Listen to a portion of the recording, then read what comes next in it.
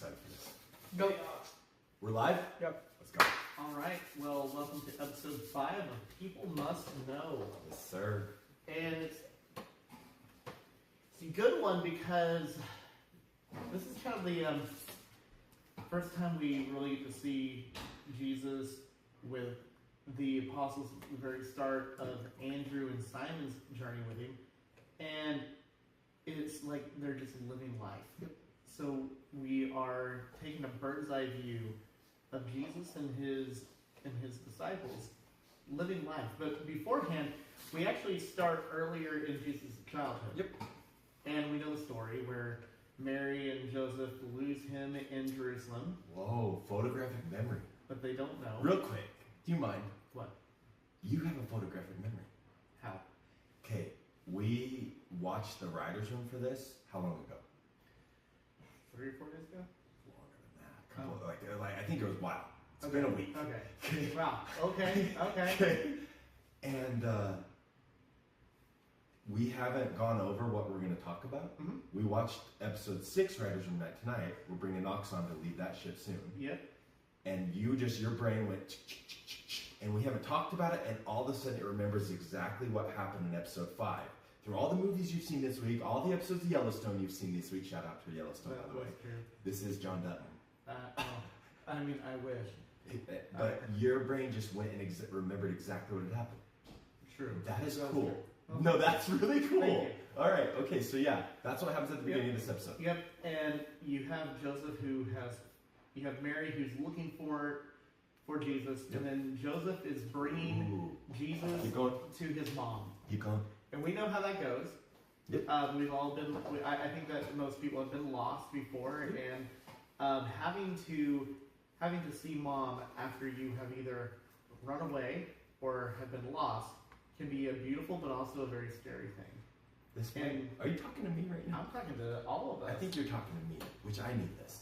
And the conversation with Mary and Jesus is beautiful because she's like, "Do you not understand?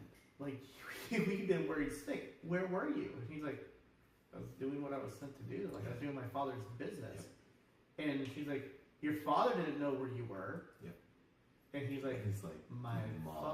father's business." And I love her response. It's like, got it. Yep. And what does Jesus say? Remember? Yeah, he says, and she's like, "It's too soon. It's too soon." And he said, "If not now, when? If not now, when? If not now, when?" And remember that line. Remember Yep. that line.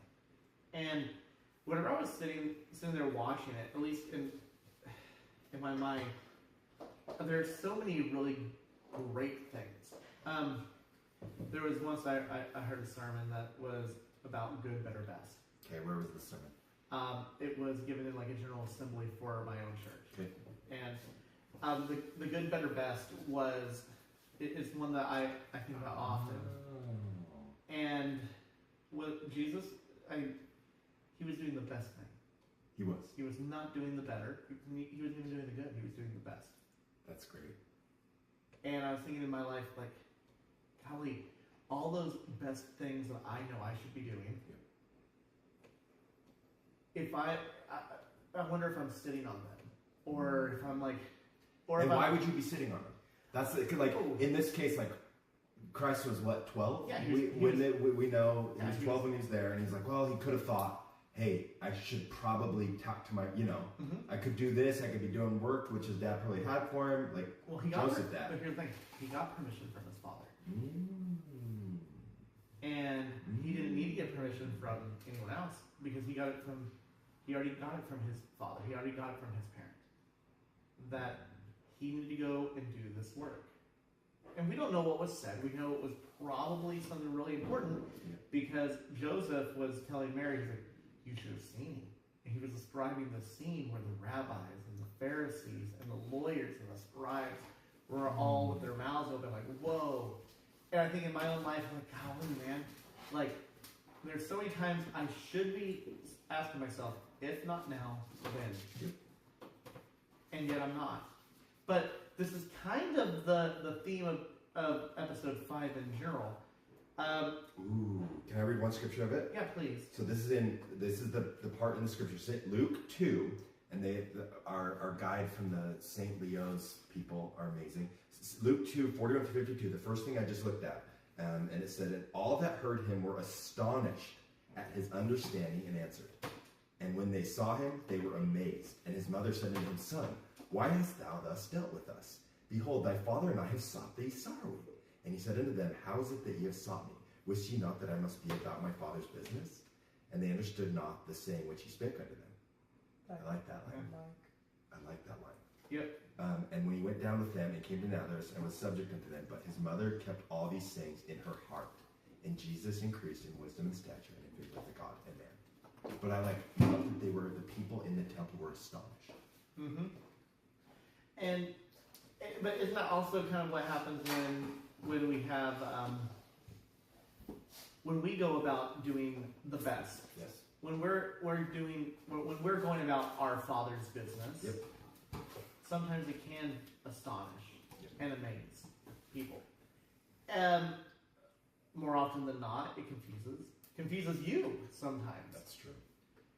And I throughout this that actually set the scene for me. I don't know if you remember, like in the writer's room, man, I was focused on some things that I was watching, but I felt a little checked out. Yeah. Because that hit me really hard, if not now, when. And then a lot of things came up for me on that because. Do you mind sharing any of them? As we get there. Okay. As we get there, because I want to build up. You're asking me to crescendo. I can't do that. This is why he's a great teacher. Premature crescendoing. Okay. Cannot do that. Take me. Okay, so the next big scene for us is when we have Simon talking to Eden, and he's describing how they basically got off the hook. This is when she's pressing the grapes. Yes. Is that right? Yeah. Okay. You actually that scene really got you. Yeah, I just love Eden. I don't know. Laura Silva plays her beautifully. Amazing. But I just love that she's in the trenches. They're in it together. Mm-hmm. So much of that relationship I love because there's not you're gonna go get this and I'm gonna go get this. Yes, Simon was a fisherman, but she was back just working, and I love how it tied in with everything at the end, the crescendo. Yes. But I just love that scene so much. Mm-hmm. And there's a team effort. There's a team effort. There's a team effort. And they're speaking, and he's explaining to her, he's like, you're not going to believe this. Yep. And you can tell that in their marriage, at least what the writers were trying to show us, you can tell in their marriage that Simon is used to coming in and telling some tall tales. That's right. To try and get out of trouble. That's right. Or to make it where Eden's okay with things. Yep. In this particular point, she's like, no, I believe it. I do love that part.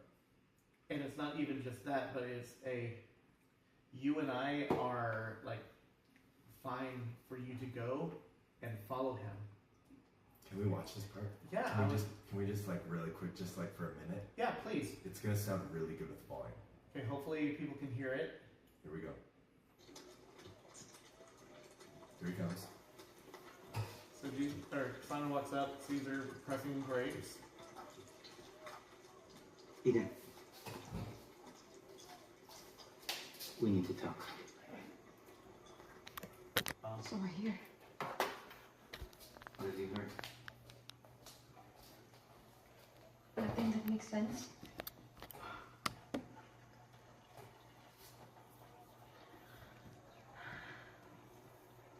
Last night you told me the truth. Give your commentary. Let's continue with that. Let's continue with the truth. Yep. She's establishing boundaries, which Yep. is beautiful. Yep.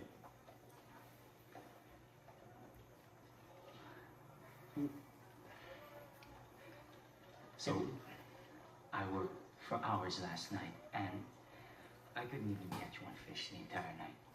And then Andrew and the boys showed up. Thank you for that, by the way. And none of us could catch one fish the entire night. That's it was gratitude. horrible. That's right. And this morning we finally gave up and we went ashore. But there was this teacher on shore. And Andrew knew who he was. I'll talk about that later. He told me to cast one more time, which made no sense, but I did it anyway because of the way he looked at me. And then so many fish showed up. They were pouring into the boat. So many kept coming that Zebedee ended up filling both of our boats, enough to pay off the whole debt.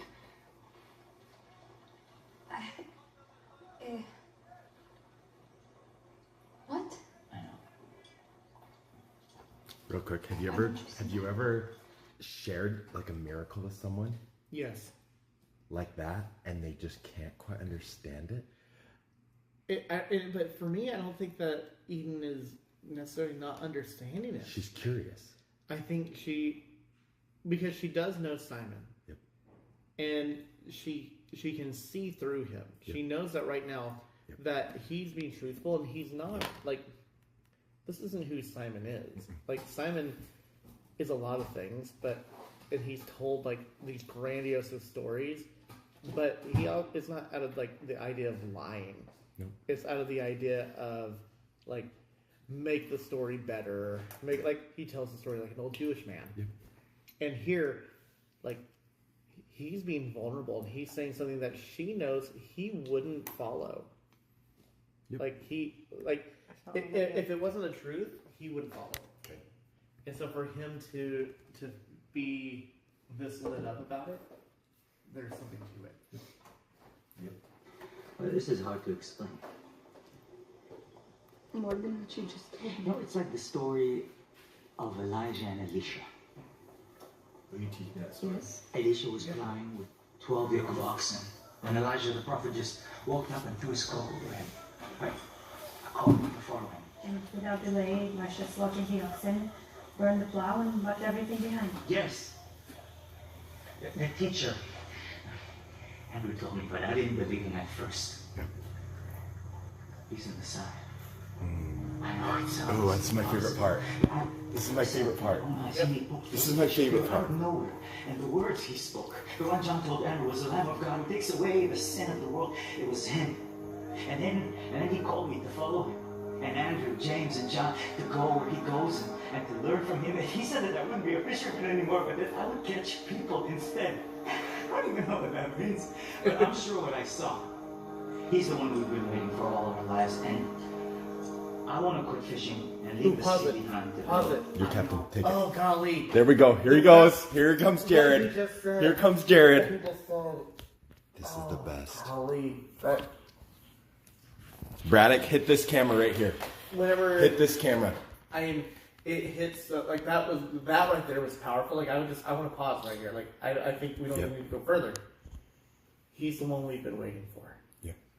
And how he's not frantic. No. There's an excitement, and he's like, and it's like the story, and he's telling it, and he's like, and he told me I don't need to be a fisherman anymore. I'd be fishing for men. I don't even know what that means. Yeah. And he's like, but he's so excited about it. Yeah. He's like, he's the one we've been waiting for. Yeah. And he is the one we've been waiting for. He is. I mean, if anything, like, people must know he's who you're waiting for. He's the one who's going to save you. He saved Simon. He saved Simon. How long did Simon have to wait? That's what I just felt. I don't know how long Simon had to wait. Well, we know in this, just based on this TV series, in this TV series, he made him wait a while. Yeah. Until he was minutes from going to jail. Minutes from being, not just going to jail, but probably being executed. Probably. If they cut off his ear, or cut his ear at the one point. Yep. You're right. And Jesus came, not whenever you least expected it, but came at the right moment. I love that. So I love that. And I think about I'm going to keep this camera on him because, dude, the angle right here, friend to friend, is incredible. And you're a remarkable teacher, and this is what needs to happen. Well, so, Braddock, when he starts going on rants, go, like, this is it. But this is the camera it's on right now. But, bro, that was beautiful. If not now, your eyes just lit up, dude.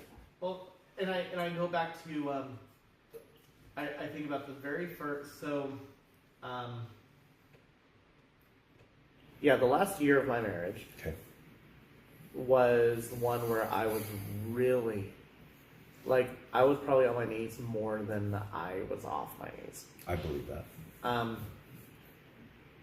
I just remember during Christmas time, I'm sitting in my office at my former job. You were a and CEO of a company. I was CEO of a company. Very successful company. Yeah, it still is. Great CEO.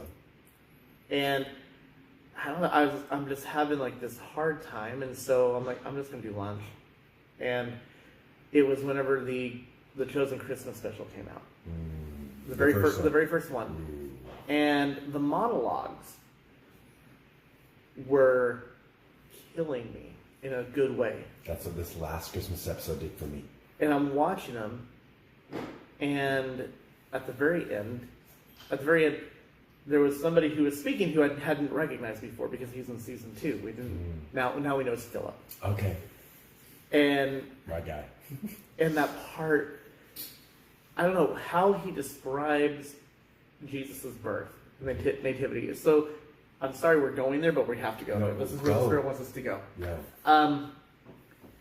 And he was talking about like how there was silence in heaven, and then all of a sudden it was like there was how the silence was done after like 300-400 years, no, 600 years, from the sound of a baby crying.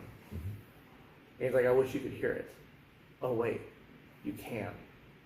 And he goes into this story, and at that moment, man, I needed to hear that baby's cry. And the very last thing he said was what Simon just said. He's the one you've been waiting for. So this just hit me again, like, oh man.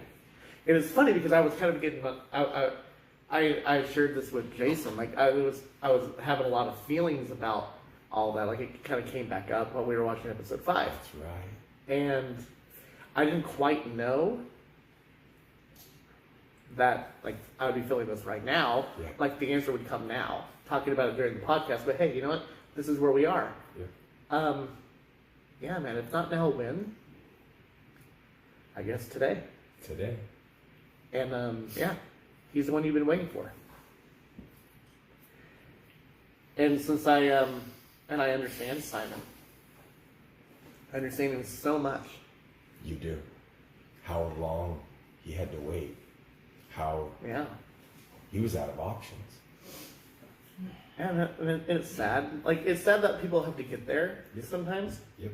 Where, like, you have to get to the point where that when is like, when?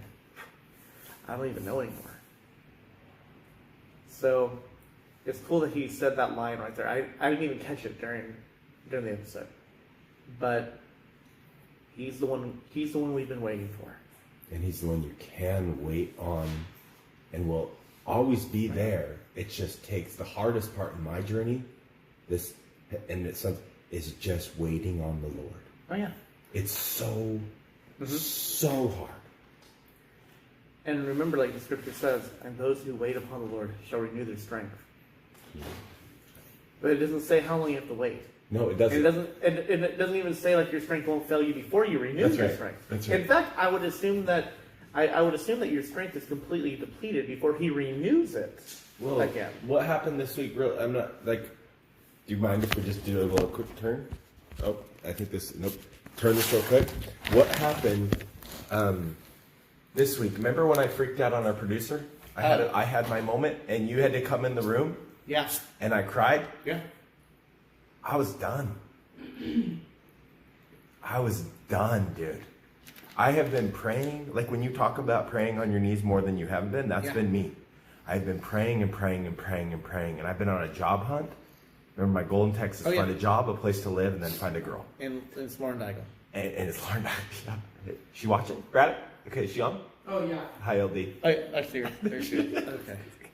But I feel like I've had a good attitude. I wasn't around during your refining fire moment before the fishes came. Yep. You know, but I feel like can you just give me a little, like, I feel like I've had a pretty good attitude given the circumstances. Absolutely. Right? You have taught me so much about being able to have such a positive outlook in the face of adversity is I tend to go to Simon immediately. Yeah, exactly. Like And everything, I was like, I mean, literally a warrant out for my arrest. Okay, Sure. It's not a real one, but it's a warrantless warrant. No kid, like just, and I'm like, okay, God, I'm here. I'm serving you. You transferred me to Texas. I'm serving them. I'm serving them. I'm serving them. Serving them. Serving them. I'm doing my best. I'm serving them. How much more, Lord? How much more? How much more? How much more? And then he has a gift to break you good and sometimes bad. In this case, he kind of broke me bad. Yeah. And I lost it. Yeah. And Braddock, I'm sorry, dude, but I lost it. And I had had enough. And I went into the room. I had to take a shower first. And you came in. What did you do? Which time? The time you came in the room. You. You like, yo. He grabbed at the line. He did. But it was like there's so much respect because you're a brother. And I stopped. And then I just remember just like you just looked at me. And I just like, I'm so sorry. Like, I just want this to work out. Like, your family is so beautiful. And his actions and the kids. And it's like all of us, like, it's so vital to keep the spirit in your home. Loose lips sink ships. We need to be a team. We need to be a team. We need to be a team because that was it about. It was about the ship, right? Yeah. And I was so tired of getting denied by jobs. And anyway, at the end of the day, that like broke. And you know what happened the next day? I got a job offer. Yep. And that's the reason I'm telling that story. It was like, I didn't think I had anything left. I had gone with no money in my bank account. Like, I was getting overdrafted. I was going, like, I was at minus 135. I was like, it charged another thing and then a $25 overdraft for an Apple thing. I'm like, no! But like, it went so far. And then the miracle came. Well, yeah. Because he's the one you've been waiting for. He's the one I was waiting for. But it didn't come until I broke. And I don't know if definitely you would have gratitude and you'd have appreciation. Yep. I just don't know if it would have been the type of gratitude and the type of appreciation It wouldn't have. that you would have needed. No, because I know he's the one that delivered me. Mm-hmm. We were talking about Moses the whole week and deliver us. Yep. Blah, blah, blah, blah, blah, blah, blah. But like, he will deliver you. He over and over and over and over. He will deliver you. Anyway, back. Yeah. I just need to share that. Back. Yeah, take over. Go. Take us where we need to go. That was beautiful. Oh, yeah. Well, thank you for See, sharing. two sets of tears on People Must Know tonight. Yeah. People must know we both cry. And our tear ducts work. Hey, they do. I thought I took them out because I didn't need them, but apparently they're back. Golly. Okay, so we also know that they're invited to a wedding. They are. Yep. And it's one of Jesus' childhood friends. That's right. So we fast forward to Mary. She's visiting she's going, it's first thing in the morning and she's at the wedding. It's at the groom's house. Mm-hmm. So she's there, they're preparing for the reception basically. And she's like, I'm here to help. It looks like you have help. She's like, yeah, well, we're actually not paying these people. So we gotta get it going. We get introduced to Thomas. Yep. Who is a wine distributor. Yes, he is. Which I kind of like that about him. Too. And he's like such a logical businessman. Yes, he is. He reminds me a lot of my oldest. Okay. Like Thomas reminds me a lot of Rawson. Okay. And we want to just set that stage. And the groom's family, they're like middle class. That's right. But he is marrying a bougie girl. She comes from money. That's the truth. And we know that Jesus is coming. It's going to be exciting. He's bringing some friends. And she's like, however many people, it's okay. Like the groom's mom's like, however many people Jesus brings, it's great because we just love Jesus. He's such a good kid. Yeah. He's always been such a nice boy. Yeah. So it's like, okay. We fast forward. Thomas shows up with, golly, what is her name? What is her name? I don't remember. I'm sorry. I should have this written down. She's probably watching, so we're sorry. Yeah, you know what? I will make sure we say your name in episode 6. Yeah. But because you're actually like one of my favorite ones in season 2. But now that I'm back in season 1, it's like, wait a minute. Anywho, it's kind of a love interest because Thomas loves this girl. He does. And you can tell he loves this girl and would do anything for her. Anything, and he does. Mm-hmm. And she's the one, I mean, you'll get to it, but she's the one that hears him, Christ. Yep. And he like looks at her and then acts. Yep. Whenever they're packing up, Thomas and We'll call her, girlfriend. and the GF, and so they're packing up the wine, and he's like, well, do we need one more? Should we get one more big huge canister? And she's like, we should get one more. And he's like, no, they didn't pay for that. Yep. And we need to make sure we save our money. Yep. And they said they gave you the head count. She's like, yeah, it's like 40. Yep. They show up, and so Thomas, one of the very first things he wants to know is the head count still what you said it was? And you could look on the groom's family's face that, yeah. Sure, which it really wasn't. No, it was not. We understand that the bride's parents are very judgy. We have a run-in with the bride's mom, and she's a bridezilla mom. She is a bridezilla mom. And it's very much like, oh, and Abner is going to feel this. Abner. Or Al. Yeah, I think We'll Abner. call him Abner. I don't know. Call him no Abner. Yeah. No Abner. Abs Abner. No, he's an actor because he made you not like him. He did. That's true. That's He did a good job. And so the party shows up. Jesus shows up. Yep. He has Mary. He has little James, big James, Yep. John, Yep. Simon, Andrew, Thaddeus, I believe. Again, photographic memory. If I remember correctly, maybe it was Thaddeus. Thaddeus was there. Okay. I love Thaddeus. So they're all He's there. one of my favorites. Oh, while they're getting to the wedding party, that's when Andrew and Simon have a great conversation. And one of the things that Peter says, I do not know why he picked me. Yep. And Andrew's response to him was really beautiful. Simon says to Andrew, I don't want to let him down. Is that what you're talking about? Yeah. And Andrew responds, I don't want to do it wrong. And then the question these people ask is, have you ever felt like Simon, Peter, Andrew when they said the following? And If comfortable. I please don't share know with why me. he picked me. I don't want to do it wrong. I don't want to let him down. I don't want to do it wrong. Why did he pick me? And Yes. I think that's the question of the hour, especially like as a Christian. okay. Whenever it's like, because I will never ever say that you ever choose Christ. You never choose him. You eventually do. Say at the very start, Sure. because you know the scriptures that says, "I loved you first." You never choose. Like you're not the first one choosing. He has already chosen you, That's right. and That's really cool.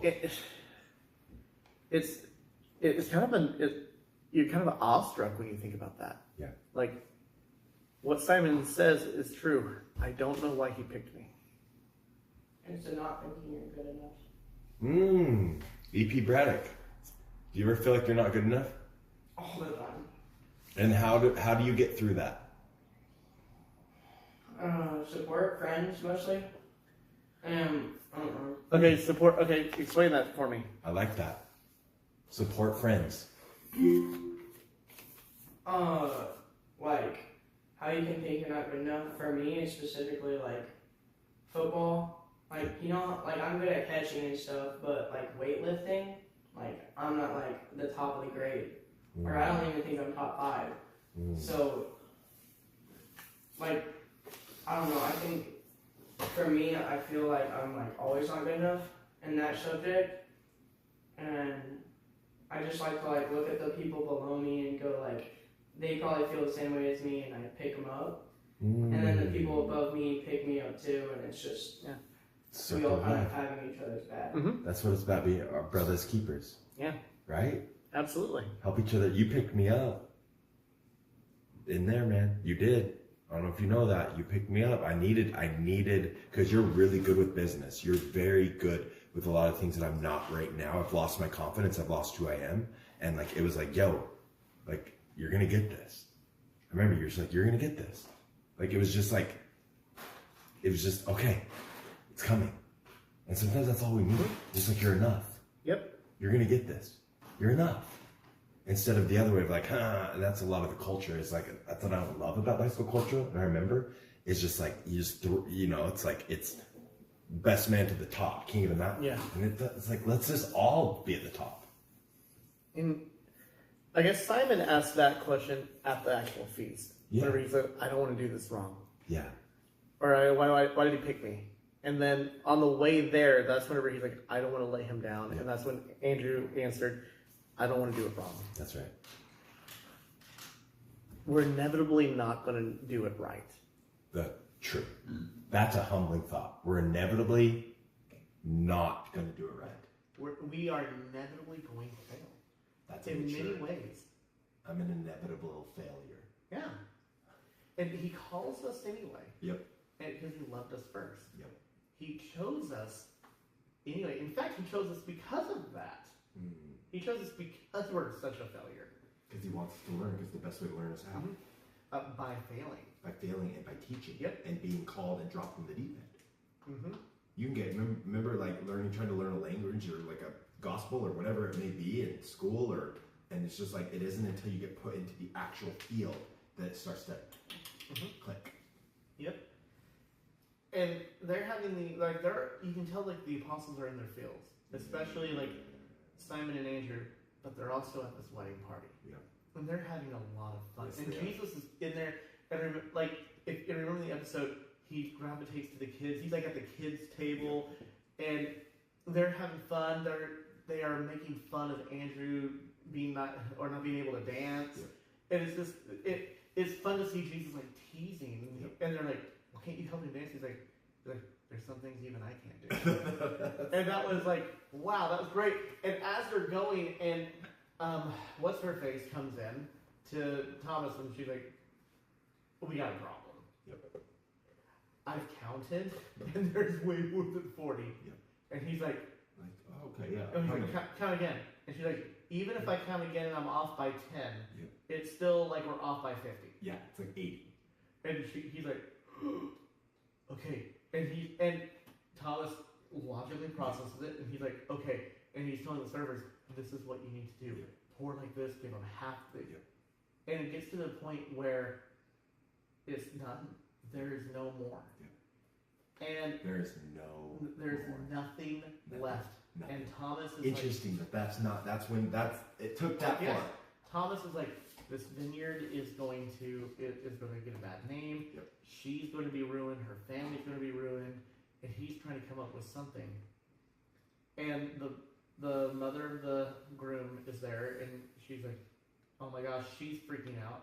Mary hears about it, and Mary's like, let me go tell Jesus. Mary's his mom. Yeah.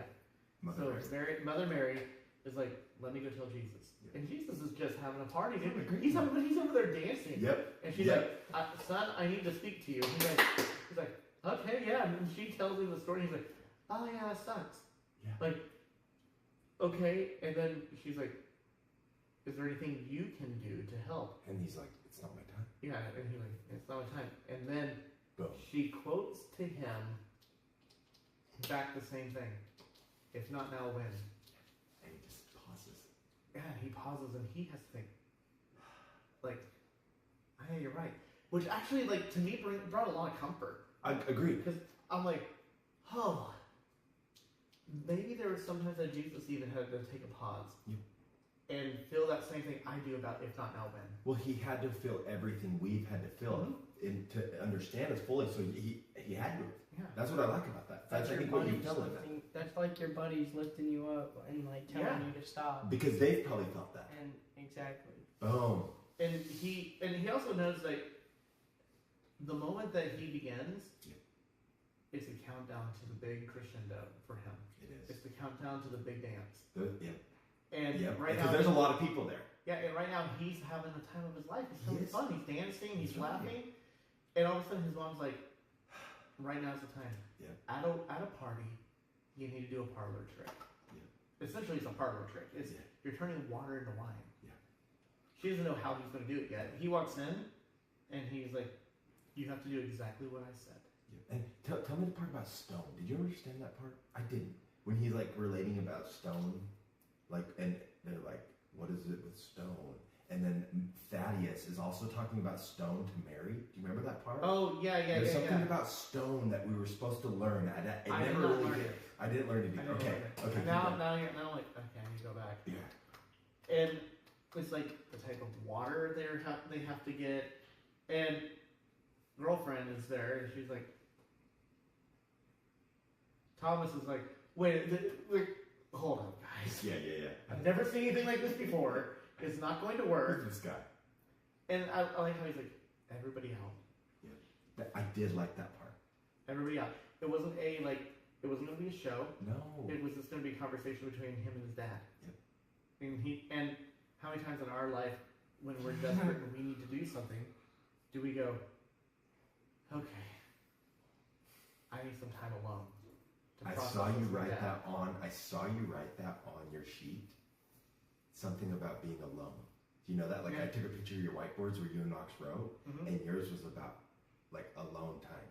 Because I think at the beginning, when he was talking to Mary, he had to go be alone, or maybe that was the next episode. Like she's like, okay, master, and then he's like, I need to go be by myself. I don't know when it was, but at some point that hit you. Yeah, it was. He needed to be alone in order to connect with the Heavenly Father. Like he's like, I need to talk to my Father. Which is honestly, if you were to ask me right now, people must know. I'm gonna just let you know, alone time. We need time to meditate. Over and over and over. The miracles a lot of times happen when it's between us and God. It's not because he works one by one. And meditation isn't like no, it's just where you can get connected to your head and heart. Where you're grounded, you're quiet, your brain is quiet, and you're allowing God to speak to you. Like I have had plenty of times where I went to a room and I've said the same things to my 2 older brothers. I'm like, all right, everybody out. Need to talk to Dad. That's good. Because I don't know. Because it's too noisy in the world. Exactly, and it's the responses that will get you off track, and that's right. The worried. What if that's a beautiful point, Braddock. What if at that point when he did that, Thomas was like, no, those are my wine things. Yeah. Like I'm not. Who are you again? Yep. Or he'll question it. And I think that's what a lot of times happens. We get told something, and then other people don't know that.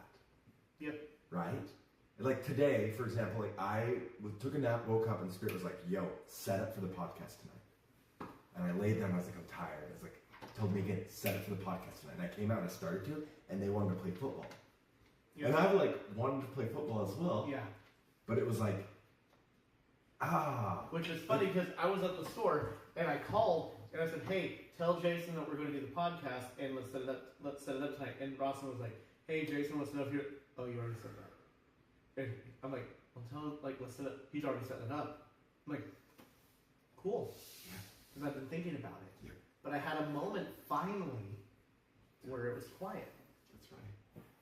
And I like how he looks up. There we go. Yep. Remember that part? Yep. Where you don't hear, there's no audible conversation between Jesus and his Father. But he looks up and it's like approval. Like, okay, Dad, I need you. Well, we're told to hear him. We're not told to talk to him. I mean, we should pray, but I think we are told to talk to him, but we're also told to hear him. That's what I'm saying. I think we do a lot. We do good at the talking part. But I like what your point is. It's like he just wasn't talking. He just looked up and he's like, okay, you know what's needed. What should I do? Yep. And then that's where the miracle happened. Spirit, God told him what to do. Sure. And then he says, he didn't even go in there and go, oh, yep, it's wine. Woo! Yeah. Woo. It just, he felt it. He's like, all right. Called him in, told him to serve the master of the banquet first. Yeah. And girlfriend's in there, Thomas is in there, and Thomas is like, and looks at her, and she's like, do it. Yeah. And they're like, okay. They do, pour it to the master of the banquet. He takes a sip. He said, stop this party! Stop the music! Stop the music! Party. Stops the party, and then says something really cool. Yeah. Though, that I think is, again, it goes back to he's the one we've been waiting for. Yeah. The whole analogy, because remember, Jesus is the bridegroom. Yes, he is. And they said usually the bridegroom, the family gives you the best wine at the start, and then as the party's going on, they basically water it down and give you the crap. You can't tell. Because you won't know anyway because your senses are dull. Yeah. They're like, they waited and they honor us by giving us the best wine now. Yeah. And this is the bridegroom's family. This is the bridegroom. Like, this is a reflection on who the bridegroom is. Yeah. And that the bridegroom waits to give us the best blessings. Whoa. Whoa. He waits to give us the best. Whoa. When others wouldn't. Whoa. Because those who wait upon the Lord shall renew their strength. He waits. That's exactly what that happened in the episode. And what happens? Exactly. He waits and then he gives the best, but he makes us wait. But when you trust the bridegroom, right, or trust the Savior, when you trust the Savior, you'll receive the best. you'll receive the best. And I think that it's funny that is the blessing. That is the promise of the miracle at the wedding of Cana. Well, and it's hope. Because right now there's a lot of things that are hard right now. We're running out in different areas of our lives. Our wine, our stones are not full with wine, or we're at a party and we're like, okay, where is it? And he's just like, but if we have that thought, he's waiting to give us the best. It's not close. No, not at all. The best is coming. Because The best will always keep coming. because He's the best. That's right. And He's the one we've been waiting for. Whoa. He's that wine. He's the good cup. So, mic drop there. And I love at the end whenever him and his mom just have a look. I love that look. Made me miss my mom. And- Mom, I miss you. But I it's love not, you. and it's not a like, holy crap, son, how did you do that? It was a simple acknowledgement of, but it was more of a like, I'm proud of you. Yeah. I'm proud of you because she, She cared about that relationship a lot. That Yes. meant a lot to his mom. That's one of his mom's best friends. yes, and one of his childhood friends. So, I that's really where, for me, this episode, because I think we've shared a lot. We've been on this roller coaster, and the big crescendo is, if not now, when? And we know when the wind comes. And sometimes it's so delayed. He's who we've been waiting for. And we can always ask ourselves, like, why did he choose me? I don't want to let him down. I want to do this right. You will. Because If you wait on the Lord If you wait and on you Him, put your yeah. hope in Him and your faith in Him, I think that's what people must know. that is what people must know. Is those who wait upon the Lord will renew their strength. And that means, like, holding out hope in Christ, through Christ, for See, Christ. don't say that though, because I've been quoting Ted Lasso a lot. It's the hope that kills you. Because I've had so much hope in my life, and it's just been murdered. Oh, I can testify to how many rejections I've gotten from great interviews. Right? Oh, I was so pumped about Arcade, and then murdered, and then this other one murdered. And I don't know why, but it is the hope that kills you, but, like, think of, like, renews your strength. Renew, rebirth. I think it's good that our old selves die, For sure. right? For sure. Into something more glorious. That's right. And I don't remember, what were we oh, yeah. We were watching another really, really incredible sermon about Lot's life. Yes, we were. And that we look back thinking that was the best. That was the best. We miss it And we miss it, we long for it. so much. Instead of realizing that what we're waiting for is far better. Like, the Jews couldn't possibly believe that there was going to be anything better than Moses. I mean, they talked about the Messiah, but golly, they loved Moses. They didn't have anything better than Moses. There was David. He was pretty cool. Couldn't be anything better than David or Moses. And then all of a sudden, here's Christ.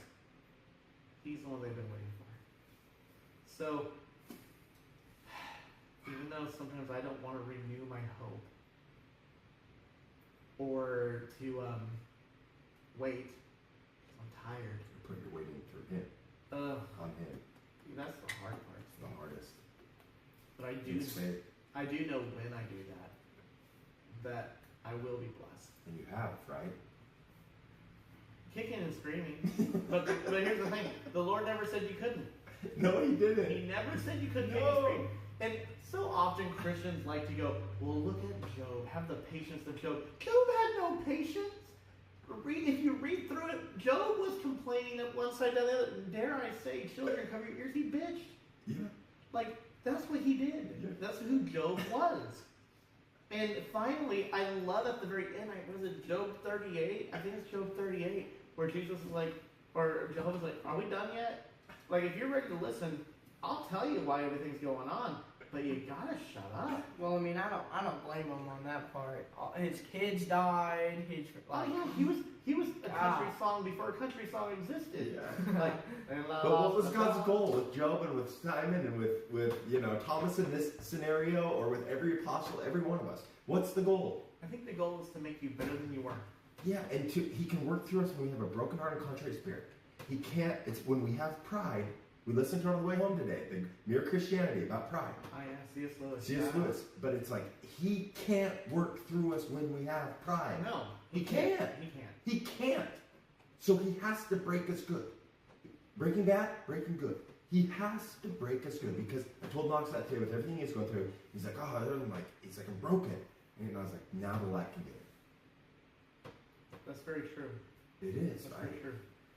And I think our jobs as Christians, people must know this: we evolve, We do evolve. and we cannot judge people from who they were yesterday, 10 minutes ago. They may look like water.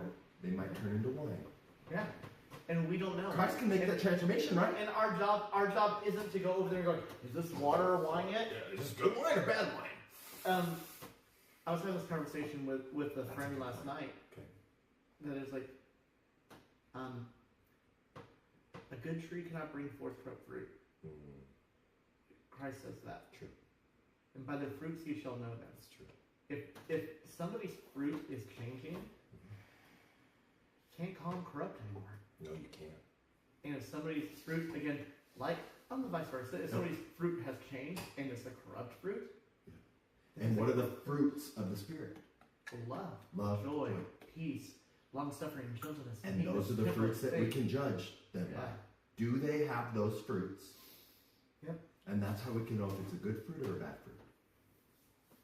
Right? Yeah. Think about that. That's so true.